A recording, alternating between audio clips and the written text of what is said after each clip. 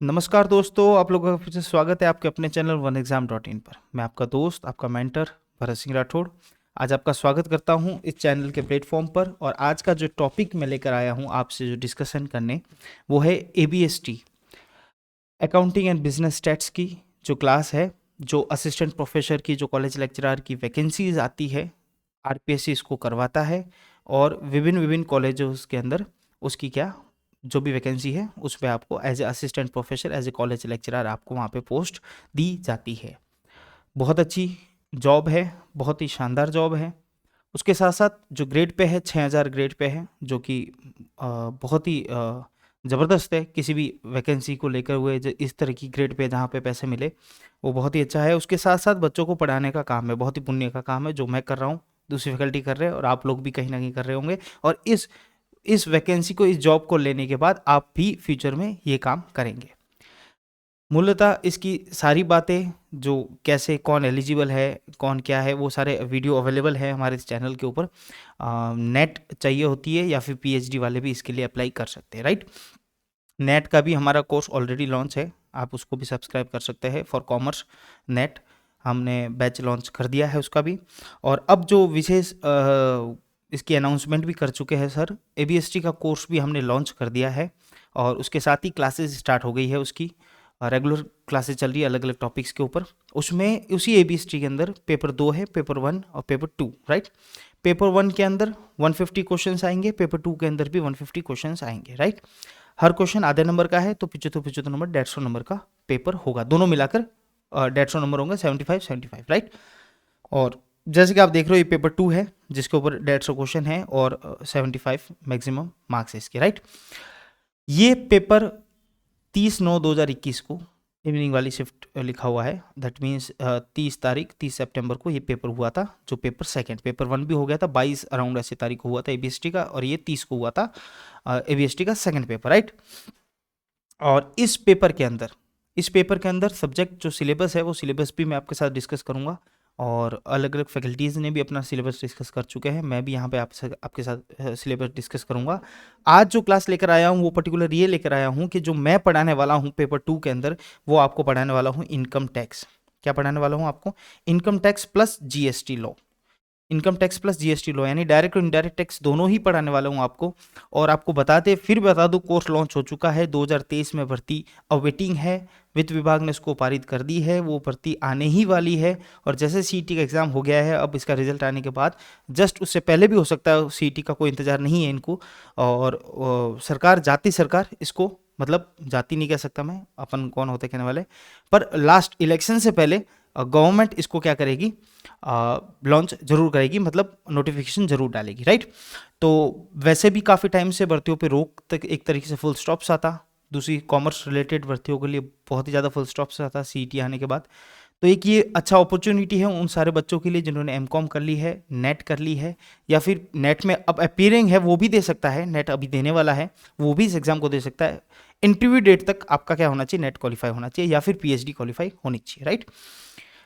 Paper 2 के अंदर जो इनकम टैक्स लॉ और जीएसटी लॉ है, इस पूरे एबीएसटी कोर्स के अंदर, पूरे एबीएसटी के जो 150 नंबर का पेपर है, पेपर 2 और पेपर 1 और पेपर 2, और एक पेपर 3 है जो जनरल पेपर है, वो 50 नंबर का अलग है, उसमें राजस्थान जीके, करंट अफेयर और इन सब की चीज़ें है, उसकी भी कोई ना कोई व्यवस्था आपके लिए करवाएंगे। तो कॉमर्स का पार्ट है, आपको पता है वन एग्जाम डॉट इन पूरे इंडिया में कॉमर्स को लेकर जितने भी एग्जाम्स आते हैं, जितनी भी रिक्रूटमेंट्स आती है, उन सब का preparation one exam dot in के प्लेटफॉर्म पे होता है। तो एबीएसटी असिस्टेंट प्रोफेसर की जो वैकेंसी है उसके अंदर 3 पार्ट में होगा कॉमर्स को लेकर। एक एबीएसटी वाले जो कॉमर्स की जिनकी डिग्री है एबीएसटी की, वो एबीएसटी का एग्जाम दे सकते हैं। बिजनेस एडमिनिस्ट्रेटिव की है तो बिजनेस एडमिनिस्ट्रेटिव का एग्जाम दे सकते हैं, और इकोनॉमिक्स की है तो इकोनॉमिक्स वाला एग्जाम दे सकते हैं, राइट। आपको मैं फिर बता दूं, तीनों ही, चाहे एबीएसटी हो, एबीएसटी हमने लॉन्च कर दिया है बिजनेस का दिस वीकेंड, या फिर नेक्स्ट वीक स्टार्टिंग में हम उसको भी लॉन्च कर देंगे। उसके साथ इकोनॉमिक्स का भी बैच आने वाला है, राइट।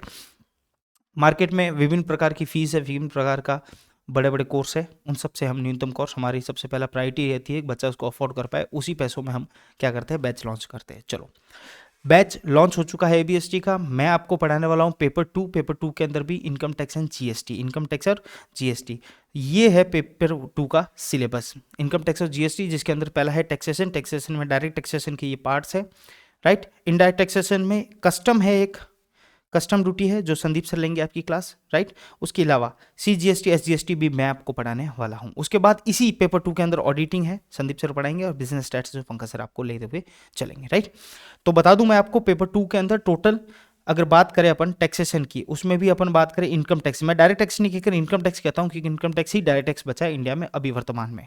तो इनकम टैक्स के करीबन करीबन 23 क्वेश्चंस आएंगे जो पिछले पेपर में आए हुए थे, उसी की बेसिस पे बात कर रहा हूँ।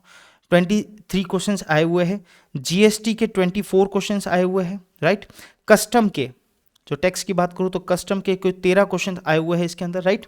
तो इस प्रकार से ये हो जाता है आपका कितना हो गया, 60 क्वेश्चन तो इसी में से है, राइट।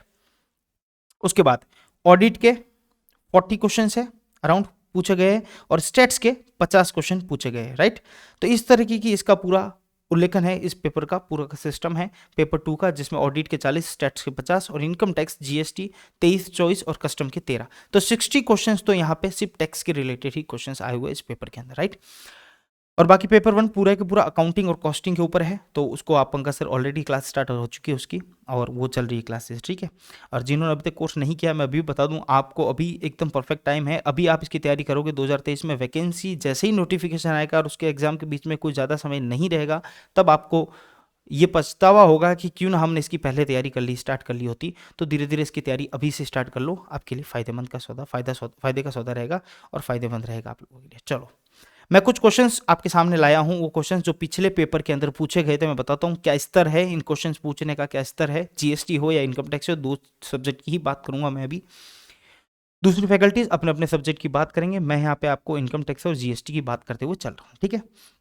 आप चीजों को समझिए, बहुत ही ज्यादा मेरी नजर में, बहुत ही ज्यादा, मैं मॉडरेट भी नहीं कहूंगा, मैं हार्ड भी नहीं कहूंगा, बहुत ही ज्यादा इजी पेपर आता है असिस्टेंट प्रोफेसर का, बहुत ही ज्यादा इजी पेपर आता है। टोटली पेपर बेसिक्स के ऊपर बेसिस होता है। किसके ऊपर बेस होता है? बेसिक्स। जो भी, चाहे इनकम टैक्स हो, चाहे जीएसटी हो, चाहे कस्टम हो, चाहे ऑडिट हो, चाहे स्टैट्स हो, चाहे फाइनेंशियल हो, कॉर्पोरेट हो, मैनेजमेंट हो, चाहे आपका कॉस्टिंग एंड एफएम हो, तो ये सारा का सारा क्या है, सिर्फ बेसिक्स के ऊपर क्वेश्चंस आते हैं। बहुत ही अच्छी बेसिक्स होनी चाहिए, जिसकी पकड़ होनी चाहिए। ऐसी ही बेसिस के ऊपर हम क्या करेंगे, इसकी पूरी प्रिपरेशन आप लोगों के साथ करवाएंगे, कॉलेज स्तर की प्रिपरेशन करवाएंगे, जिससे आपका एक भी सवाल गलत होने का चांस ना हो। जो माइनस मार्किंग है वो वहाँ आपको कहीं पे भी हिट ना करे, इस तरीके से आपकी तैयारी हम करवाएंगे। बहुत ही ज़्यादा टेक्निकली साउंड होकर सारी की सारी फैकल्टी, वो सारी फैकल्टी, मैंने भी इस पेपर को दिया है, सबने इस पेपर को दिया है, इस पेपर की बारीकियों को समझा है हमने इस पेपर को समझा है, किस तरीके से पेपर पूछे जाते हैं, क्या उनका पैटर्न है, उस पैटर्न के ऊपर आपकी तैयारी करवाएंगे। और सारे के सारे चार्टर्ड अकाउंटेंट है, सारे नेट JRF होल्डर है, जो हमारी फैकल्टीज है। चलो, अभी ये जो क्वेश्चन है 13 क्वेश्चन तक, ये 13 क्वेश्चन है, यहां तक कस्टम के सवाल थे, और 14वां क्वेश्चन से स्टार्ट करता हूं मैं, 14 क्वेश्चन स्टार्ट करता हूं, ये आता है जीएसटी का क्वेश्चन आ जाता है। तो ये जो 24 क्वेश्चन से आगे वो जीएसटी के क्वेश्चन से, उनकी बात अपन करते हुए चलते हैं। आपको मैं बताता हूं क्या बेसिक्स लेवल है इनका, किस तरीके से सवाल आते हैं, उसकी अपन डिस्कशन करते हुए आज की क्लास में चलते हैं। चलो, 14 क्वेश्चन देखना कितना बेसिक सवाल पूछा है। डेफिनेशन ऑफ गुड्स, मतलब सिलेबस में जो जो लाइन लिखी है, मैं सिलेबस का एक अलग से वीडियो बनाऊंगा, उसके अंदर मैं इनकम टैक्स और जीएसटी का सिलेबस स्लाइड के साथ समझाऊंगा आपको। उस सिलेबस में जो जो बातें लिखी गई है, वही बातें के ऊपर सवाल पूछा गया, उससे ना इधर ना उधर, यानी वो लाइन है उससे ना राइट ना लेफ्ट, कहीं पर भी नहीं, परफेक्ट उस लाइन के ऊपर सवाल पूछा गया। सिलेबस में लिखा हुआ था कि important definition of CGST and SGST, तो उस डेफिनेशन के ऊपर ही इन्होंने एक सवाल पूछ लिया कि डेफिनेशन बता दो, गुड्स की डेफिनेशन बता दो। यानी अगर गुड्स की डेफिनेशन आपको पता है तो आपको इस सवाल का आंसर भी आपको पता होगा कि definition of goods does not include, यानी गुड्स की यानी माल की जो परिभाषा है, उस परिभाषा में क्या इंक्लूड नहीं है। यानी परिभाषा अगर आपको पता है तो आपको पता होगा मनी एंड सिक्योरिटी उसके अंदर इंक्लूड नहीं रहता, मनी एंड सिक्योरिटीज उसके अंदर इंक्लूड नहीं रहता। यानी सिंपल सी डेफिनेशन पूछी। और मजे की बात देखो, 14वां क्वेश्चन ये पूछ के बाद 15वां क्वेश्चन पूछते हैं कि डेफिनेशन ऑफ सर्विस। जीएसटी का मतलब होता है गुड्स एंड सर्विस, यानी जब हम जीएसटी पढ़ेंगे, यानी ये बेसिक सी बात है, जब भी अपन जीएसटी पढ़ते हैं उसमें गुड्स और सर्विस की डेफिनेशन तो मतलब कंपलसरी है पढ़ना। और 2 सवाल उन्होंने पूछ लिया, एक तो गुड्स की डेफिनेशन से पूछ लिया और एक सर्विस की डेफिनेशन से। बोला सर्विस की डेफिनेशन में क्या इंक्लूड नहीं है, जीएसटी एक्ट 2017 के अंदर सर्विस की डेफिनेशन में क्या इंक्लूड नहीं है। तो सर्विस की डेफिनेशन में वो चीज़ें इंक्लूड नहीं है जहाँ पे क्या हो, एक्सचेंज का काम हो, एक्सचेंज की सेवा हो। जैसे कि 1000 रुपये दिए किसी ने और उसके छुट्टे दे दिए मुझे 100 के, तो यहाँ पे सवाल था कि अगर कोई कन्वर्जन करता है 2000 रुपये नोट के और उसको 500 के नोट के 2 नोट दे देता है, यार जितने भी 4 नोट दे देता है, तो ये क्या है, क्या ये यहाँ पे सर्विस लगेगा, क्या ये सर्विस की डेफिनेशन में आता है? बिल्कुल नहीं आता है। तो इसका आंसर हो जाता है सेकेंड। तो आप देख लीजिए, बहुत ही बेसिक से सवाल है डेफिनेशन के, अपन इसी की तैयारी करेंगे, इसी की तैयारी के साथ अपन चलेंगे, राइट। फिर मैं एक और बात बताऊं, तो कई लोगों को भ्रम होता है कि मेरी जीएसटी अच्छी है, मेरी इनकम टैक्स अच्छी है, या फिर मेरी अकाउंट अच्छी है। आपको बता दूं, बेहतर तैयारी के बिना कोई चीज़ अच्छी नहीं होगी, क्योंकि यहाँ पे जाके मार खा जाते हैं कि इतनी इजी, इतने लेवल्स, मतलब ABCD का, जैसे आप सेंटेंस की एक्टिव पैसिव वॉइस इंग्लिश में तैयारी करके गए और आपको सवाल पूछ लिया क्या कि बताओ चौथा अक्षर क्या है अल्फाबेट्स के अंदर, उस तरीके के सवाल हो गए जहां पे आपको सोचने को मजबूर हो जाएंगे। हम उसी की तैयारी कराएंगे और आपको उसी तरीके से प्रिपेयर करवा के एग्जाम के अंदर भेजेंगे, ताकि कोई माइकल लाल आपको फेल नहीं कर पाए। कंसेप्ट ऑफ जीएसटी, जीएसटी का कंसेप्ट क्या है? तो जीएसटी का कंसेप्ट में वैल्यू एडेड टैक्सेशन को हटाकर, वैट को हटाकर जीएसटी लाया गया है। बर्डन ऑफ टैक्सेशन जो कस्टमर के ऊपर लगता है वो वैट के ऊपर सेम था, कि बर्डन ऑफ अल्टीमेट जो कस्टमर होगा उसी के ऊपर बर्डन जाएगा, उपभोक्ता के ऊपर बर्डन जाएगा। कोई कास्केडिंग इफेक्ट नहीं है, कास्केडिंग इफेक्ट मतलब टैक्स पे टैक्स लगना है, इस तरीके का कोई इफेक्ट नहीं है। ये सब कंसेप्ट मिलाकर बनता है जीएसटी। तो आंसर है ऑल ऑफ द अबाउ। देख लीजिए, आप सिर्फ जीएसटी की डेफिनेशन पूछिए अभी तक।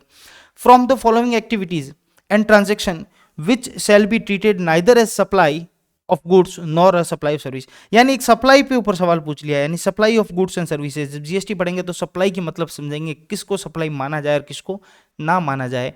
तो यहाँ पे लिखा हुआ है, छूट दे रखी है सप्लाई की डेफिनेशन में, तो इसका आंसर तीसरा है कि सर्विस ऑफ फ्यूनरल, ब्रूअल और क्रीमेटोरीज और मोर्टेसी, यानी कुल मिला के जो दाह संस्कार और इस तरीके की क्रिया होती है, जो कब्रिस्तान में हो या दाह संस्कार हो, तो उस तरीके की जो क्रिया होती है उनको क्या, सर्विस के सप्लाई ऑफ सर्विस के डेफिनेशन से उनको हटाया हुआ है, राइट। तो इसका आंसर हो जाएगा ये बहुत बेसिक सिर्फ डेफिनेशन पूछ रहे अभी तक। जीरो रेटेड सप्लाई क्या होती है? जीरो रेटेड सप्लाई होती है जब एक्सपोर्ट, गुड्स और सर्विसेज एक्सपोर्ट हो रही हो तो हम उसको जीरो रेटेड मानेंगे। ये सिलेबस में एक साफ लिखा हुआ है कि जीरो रेटेड के बारे में आप बताइए, तो वहां पे भी एक सवाल दे दिया है, सिंपल सिर्फ शब्द से उठा के सवाल दे दिया है कि सप्लाई बताइए जीरो रेटेड सप्लाई क्या होती है। तो ये तीनों ही प्रकार की होती है जीरो रेटेड सप्लाई। जब जीरो रेटेड बताऊंगा, एक छोटा सा, ये सारे वीडियो 10-10 मिनट के वीडियो के अंदर मैं इन सारे कंसेप्ट को समझाऊंगा, और जब समझोगे आप, इसके अंदर से मन पड़े जितने सवाल निकाल लो, आप उसके सवाल सही जवाब दोगे। If the supply of goods and services is interstate, then only, जब इंटर स्टेट हो, दो स्टेट्स के बीच में सप्लाई गुड्स और सर्विस की हो, तो उसको क्या बोलते हैं? उसको इंटीग्रेटेड जीएसटी बोलते हैं, यानी आईजीएसटी बोलते हैं उसको, integrated goods and service tax बोलते हैं। तब आईजीएसटी लगता है। इतनी सी बात, सिंपल सी बात। जब कंसेप्ट ऑफ जीएसटी पढ़ाऊंगा उसी लेक्चर के अंदर, आप देख सकते हो मेरे पुराने वीडियो भी होंगे जीएसटी के, वहां पर जाकर आप समझ सकते हो कि जीएसटी कितनी अच्छी तरीके से और कितनी बेसिक तरीके से, उसी में से, उसी वीडियो को देख लो तो 10 सवाल तो उसमें से निकल के यहीं आपको मिल जाएंगे। एक प्रोविजन है सेक्शन 9(1) का, जीएसटी के अंदर सेक्शन 9(1) है। सेक्शन 9(1) के अंदर लेवी ऑफ जीएसटी दे रखा है, यानी IGST, sorry, levy of IGST दे रखा है, यानी आईजीएसटी कहाँ कहाँ लगेगा, इंटीग्रेटेड जीएसटी कहाँ कहाँ लगेगा, उसकी लेविकेशन दे रखी है। और उसमें बोल रखा है कि भाई सब जगह लगेगा, लेकिन इनके ऊपर नहीं लगेगा। सेल ऑफ अल्कोहल, लिकर और ये सप्लाई ऑफ पेट्रोलियम प्रोडक्ट हो गया है, या फिर सेल परचेज ऑफ शेयर्स और डिवेंचर ऑफ कंपनी हो गया, इन पे नहीं लगेगा। और ये सिंपल सी बात है, इसका आंसर होगा चौथा। मैं आपको क्वेश्चन इसलिए बता रहा हूँ, क्वेश्चन पेपर आपके पास भी है, आंसर आपके पास भी होंगे, आप जाके उसको चेक कर सकते हो। मैं इसलिए बता रहा हूँ, आपको बता रहा हूँ क्या लेवल है इनका, ताकि आपकी तैयारी का माइंडसेट सेट हो कि हमें बहुत ज़्यादा डिटेल में, बहुत ज़्यादा बड़ी बड़ी बातें नहीं पढ़नी, हमें बेसिक सी बातों को पकड़ के रखना है। अब सवाल पूछ लिया इनवॉइस के अंदर, वहां पे एक है कि इनवॉइस का सवाल है, ये इनवॉइस चैप्टर आता है जीएसटी के अंदर, इनवॉइस कह दो, या फिर मैं आपको ये बोल दूं कि इस चैप्टर का जो सिलेबस के अंदर लिखाया हुआ है वो है levy and collection of tax कह दो, कि भाई किस जगह, या time and supply of goods and service कह दो, जो सिलेबस में लिखा हुआ जो नाम, उस नाम के ऊपर ये दो क्वेश्चन लगातार दिए हुए हैं कि भाई बिल सर्विस जैसे सितंबर को हुई है, 1 सितंबर को सर्विस हुई है, और जो सर्विस है वो कंप्लीट हुई है, पैसा मिला है। जैसे एग्जांपल बता रहा हूँ, क्वेश्चन को नहीं पढ़ रहा मैं, सीधा एग्जांपल बता रहा हूँ आपको कि भाई चलो इस क्वेश्चन को पढ़ के समझाता हूँ, लो, ताकि आपके सामने हो कि क्वेश्चन कैसे सॉल्व हुआ। राम ने सप्लाई की है certain goods to Ganesh, Ram ने गणेश को कुछ गुड्स सप्लाई की है सेल्स एंड रिटर्न बेसिस पे, यानी पसंद आए तो रखो, नहीं तो वापस दे देना। ही रिमूव द गुड्स ऑन 1 सितंबर 2020 1 सितंबर को रिमूव द गुड्स, यानी हम उसके घर से निकल गया है, राम के घर से, और विच रीच टू गणेश, गणेश के पास कब पहुंच गया है? 5 सितंबर को पहुंच गया है। 1 को निकल गया था, 5 को गणेश के यहाँ पहुंच गया है। इनवॉइस के साथ और इनवॉइस के ऊपर जो डेट लिखी हुई है वो लिखी हुई है 2 सितंबर। क्या लिखी हुई है? 2 सितंबर। यानी इनवॉइस की डेट क्या है? इनवॉइस की डेट है 2 सितंबर, ठीक है। और माल रीच कब हुआ, यानी माल पहुंचा कब? माल पहुंचा कब? माल पहुंचा 5 सितंबर को। अब सवाल इतना सा है, गणेश ने एक्सेप्टेंस भेजी है किसको? जो गणेश ने एक्सेप्टेंस भेजी है किसको भेजी होगी? राम से गुड़ा है तो राम को भेजी कि 18 तारीख को भेजा कि भाई गुड्स मेरे पास आ गया, ओके है, मैं इसको रख रहा हूं। और राम को, जब राम को पैसा जो गणेश ने भेजा है अमाउंट ऑफ गुड्स वो भेजा तो वो 29 तारीख को उसके पास आया, 29 अक्टूबर को। अब बताइए टाइम ऑफ सप्लाई क्या मानेंगे? तो सिंपल सी बात है, टाइम ऑफ सप्लाई में इतनी सारी बातें लिखी है, बिन फालतू की लिखी है। सिंपल सी आपको एक ही चीज पकड़नी है जो मैं आपको बता रहा हूं, जो हर क्लास में आपको अलग अलग चीजों की ट्रिक बताऊंगा, वो ये है गुड रिसीव्ड या date of invoice. Good received या डेट ऑफ इनवॉइस, यानी इन दोनों में से जो सर्वप्रथम हो उसको हम क्या मान लेंगे? क्या मान लेंगे? टाइम ऑफ सप्लाई मान लेंगे। क्या मान लेंगे? टाइम। तो अब देखिए 5 सितंबर को गुड्स रिसीव्ड हुआ और 2 सितंबर का बिल था, तो जो अर्लियर, जो दोनों में सबसे ज्यादा का होगा वो होगा 2 सितंबर। तो आंसर हो जाएगा फर्स्ट। फटाफट हाथों हाथ सूरज को अपने ताप का प्रमाण देने की आवश्यकता नहीं। चलो ये दूसरा सवाल जरा देखते हैं इसको भी। अ कोचिंग इंस्टीट्यूट प्रोवाइड, या देखिए कोचिंग संस्था प्रतियोगिता परीक्षाओं के लिए 6 माही आधार पर कोचिंग सेवा प्रदान करती है। यानी क्या करती है? 6 मंथ की क्या करती है? कोचिंग सर्विस है उसकी। और सर्विस का जो पे है वो 20,000 रुपया मंथली पे है, ठीक है। और 20 दिन के अंदर उसको date of commencement calendar year, यानी साल महीने स्टार्ट होने के 20 दिन के अंदर अंदर वो 20,000 रुपये हर महीने की जो फीस है कोचिंग की, वो कोचिंग की फीस जमा करवानी है। Coaching institute generally issue invoice at the beginning of every month के शुरू में ही इनवॉइस दे देता है, पैसे 20 दिन तक जमा करवाने, कभी भी करवाओ। For the month of January 2020 की घटना है। कोचिंग इंस्टीट्यूट ने इनवॉइस कर दिया 13 जनवरी को, इनवॉइस रिलीज कर दिया था। कब कर दिया था भाई? 13 जनवरी, ऐसे लिखना है 13 जनवरी, ठीक है। और कोचिंग को पैसे मिले भाई 17 जनवरी को। कब मिले? 17 जनवरी को पैसा मिला। और ये क्या है? ये इनवॉइस की डेट है। इनवॉइस तो दे दिया, बिल तो दे दिया उसने भाई, पैसा मिला 17 तारीख को, ठीक है। अब बताओ टाइम ऑफ सप्लाई क्या? तो अभी जस्ट मैंने ऊपर बताया था कि डेट ऑफ इनवॉइस या फिर पैसा मिले या फिर माल मिले, जो अर्लियर हो उस डेट को हमें मानना है। तो यहां पे क्या है? माल तो है नहीं, यहाँ पे सर्विस तो दे चुके हैं, सर्विस तो कंटिन्यू चल रही है। तो यहाँ पे क्या होगा? यहाँ पे पैसा कब मिला? पैसा 17 जनवरी को मिला, लेकिन इनवॉइस कब था? इनवॉइस 13 जनवरी का। तो विच एवर इज अर्लियर, तो 13 जनवरी आंसर आपका यहाँ पे सही है। देखिए, तो एक छोटी सी ट्रिक से आप इन सवाल, 2 सवाल तो लगातार आपके सही हो गए। फिर वैल्यू ऑफ टैक्सेबल सर्विस क्या है? तो उसकी डिटर्मिनेशन, यानी उसकी पूरी डेफिनेशन है, किस किस को वैल्यू ऑफ सर्विस मानेंगे। तो ये सारे के सारे उसी डेफिनेशन में है, तो ऑल ऑफ द अबव उसका आंसर है। तो यहाँ पे सवाल है जो मेरे बताने का ये मतलब यही है कि भाई आपको ये बता सकूँ कि किस तरीके, किस लेवल के सवाल आते हैं, ठीक है। बाकी ये क्वेश्चन आप देख लेना एक बार, ठीक है। पीडीएफ भी मैं अवेलेबल करवा दूंगा अपनी ऐप के अंदर, वहीं पे भी एबीएसटी वाले बैच में इसकी पीडीएफ भी अवेलेबल कर दूंगा विद आंसर, ठीक है। ओके, अब बात करते हैं इनकम टैक्स की।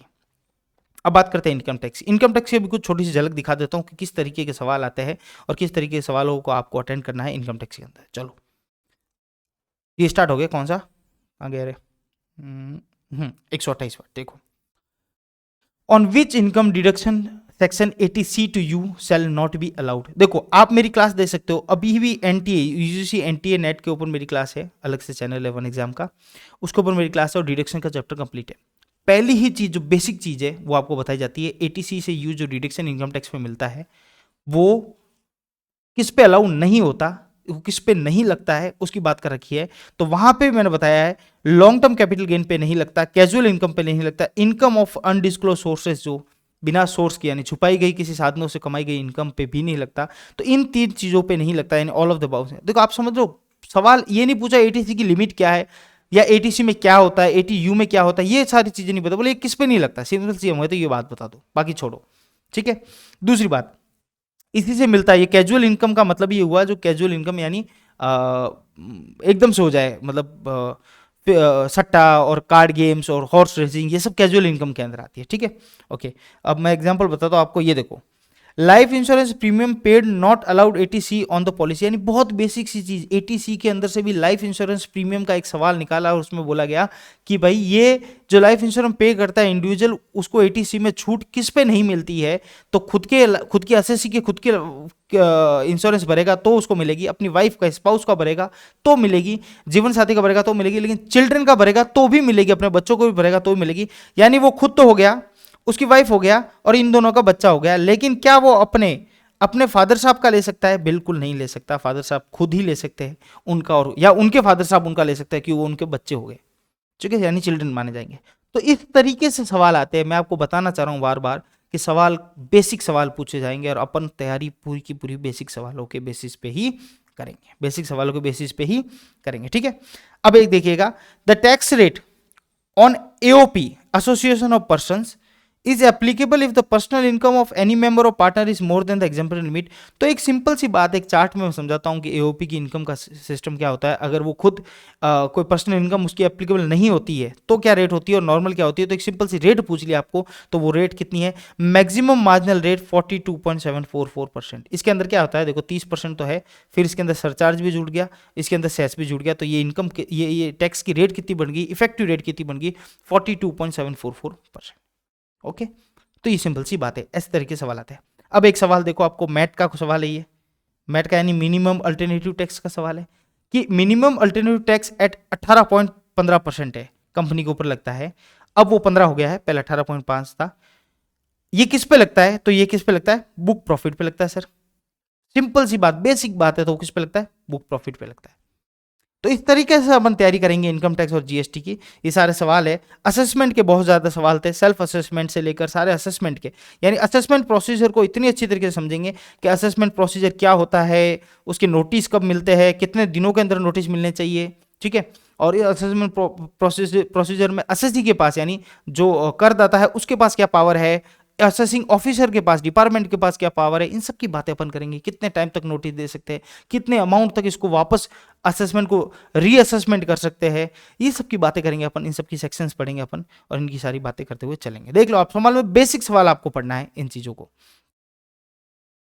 और ये देखो, एडवांस टैक्स का क्वेश्चन है कि एडवांस टैक्स किस पे लाइबल नहीं है। बस सिंपल सी बात पूछ लिया, पूरे चैप्टर में कुछ नहीं पूछा। 4 इंस्टॉलमेंट होती है, 4 इंस्टॉलमेंट की डेट्स क्या है, कितने कितने परसेंट होने चाहिए, क्या ये फलाना ढिकना, कुछ नहीं पूछा। सीधा ये पूछा कि असेसी लाइबल नहीं है, कौन नहीं है। यानी ये जो सेक्शन 208 है, इसकी सेक्शन है 208 एडवांस टैक्स की, तो ये किस पे नहीं लगती? तो ये उस पे नहीं लगती जिसकी क्या हो, 10,000 से कम इनकम हो, मतलब जिसकी इनकम टैक्स पे करने की लाइबिलिटी 10,000 से कम हो। और ऐसे आदमी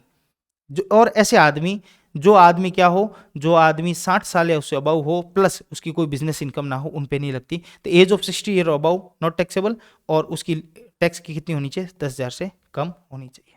अच्छा, हिंदी मीडियम वालों को बता दूं मैं, आप लोगों के हिंदी के नोट्स भी प्रिपेयर होंगे। क्लास तो आपने मेरी अभी देख ही रहे हो, बाकी सर की भी आप देख ही रहे हो। हम हिंदी में ही समझाने की कोशिश करते हैं, तो आपको किसी तरह की यहाँ पे कोई परेशानी नहीं होगी, ठीक है। हाँ, नोट्स की बात रही तो नोट्स की हिंदी की प्रिपरेशन चल रही है, तो वेरी सुन जैसे ही कंप्लीट हो जाएगी हम हिंदी में भी इसका बैच लॉन्च कर देंगे। अभी इंग्लिश में लॉन्च कर रखा है, ओके, ठीक है। तो ये मैं आपको बताने की कोशिश कर रहा हूं कि भैया देखो, ये देखो डिडक्शन टीडीएस कितना लगता है। एक सेक्शन है 194B उसमें पूछा गया कि भाई लॉटरी और क्रॉस वर्ड इस पे टैक्स रेट क्या है, तो सीधे सीधी 30% टैक्स रेट है इसकी। कितनी है टैक्स रेट? किसके ऊपर? Winning from lottery, cross word, puzzles और इनके ऊपर। ये कैजुअल इनकम के रूप में काम आती है, तो सीधी सीधी कितनी है? 30% इसकी रेट है, राइट।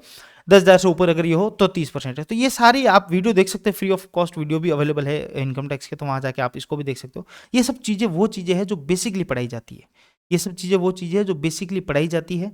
और जब पढ़ाने का कंटेंट और पढ़ाने का तरीका और पढ़ाने की जो बेसिक रूट से जो एजुकेशन आपको मिलेगी, वो ही इन सवालों को सही करवा पाएगी, ना कि सिर्फ ऊपर ऊपर का ज्ञान आपको मिल जाए या कहीं से नोट्स लाके आपको अपलोड कर दिया गया। आजकल यूट्यूब पे ये हो रहा है, कहीं से नोट्स कबाड़ लिए, वो नोट्स आपको दे दिए, उन नोट्स के तरीके आपको उन नोट्स को रीडिंग कर रहे हो वो, और उसका वीडियो बना रहे हो और आप उसमें खुश हो रहे हो। बच्चे, मतलब यूट्यूब चैनल है, it's a free flow channel है, कोई भी आओ, व्यूज़ बढ़ाओ, अपने कैसे भी करो, किसी भी तरीके से करवा सकते हो, लेकिन जो एक्चुअल कंटेंट है वो वही दे सकते हो जो क्वालिफाइड है, जिन्होंने मेहनत की है इन चीज़ों के ऊपर, इन कंटेंट्स के ऊपर। तो मैं फिर आपसे कहना चाहता हूं, एबीएसटी का बैच लॉन्च हो चुका है। इनकम टैक्स जीएसटी मैं आपको पढ़ाने वाला हूं, बाकी सारे सब्जेक्ट, सारे फैकल्टी ने अपना अपना सब्जेक्ट बांट ही लिए है, वो सब आपसे डिस्कस कर ही रहे, राइट। और जल्दी से जिसने अभी तक नहीं किया है सब्सक्राइब, वो अभी से कर लीजिएगा, चैनल को लाइक और सब्सक्राइब कीजिएगा।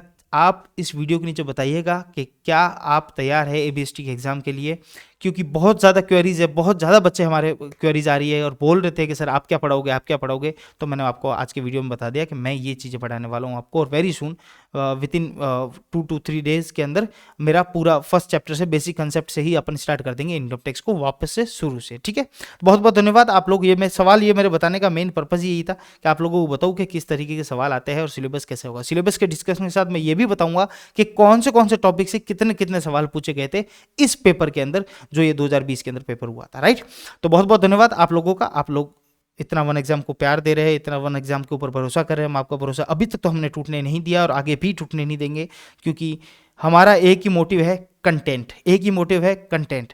आज की डेट, आज का ज़माना कॉन्टेंट के ऊपर नहीं है, कंटेंट के ऊपर है। जिसका कंटेंट अच्छा है वो देर सवेर लोग उसको पहचानेंगे जरूर। और OneExam.in इसी इसी इसी रूट पे चल रहा है, इसी फाउंडेशन पे चल रहा है, इसी प्लेटफॉर्म पे चल रहा है। और हमारी जो नीचे नींव रखी गई है, उस नींव का मेन ऑब्जेक्टिव यही है कि हम क्या दें आपको, अच्छा से अच्छा कंटेंट दें, अच्छी से अच्छी चीज़ें दें।